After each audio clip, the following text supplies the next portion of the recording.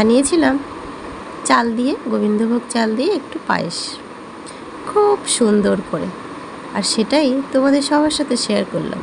কিভাবে বানিয়েছি পুরো রেসিপিটাই তুলে ধরেছি।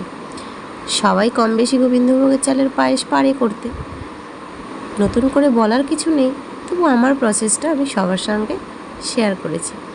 অবশ্যই তোমরা ভিডিওটা দেখার পরে কেমন হয়েছে একটা কমেন্ট করে জানিয়ে যেও যে হ্যাঁ, আমার ভিডিওটা ভালো লেগেছে। টেস্টটা তো আর তোমরা টেস্ট করতে পারবে না, শুধু একটু জানিয়ে যেও যে আমি যে উপকরণগুলো ব্যবহার করেছি সেগুলো পায়েসে দিয়ে পায়েসটা রেডি করলে কতটা সুন্দর হতে পারে। যারা রান্না করে তারা তো কম বেশি বলতেই পারবে যে পায়েসে এই উপকরণ দেওয়া মানে পায়েসটা একদম ফাটাফাটি হওয়া। জাস্ট একটা কমেন্ট করে সবাই জানিয়ে যেও কেমন হয়।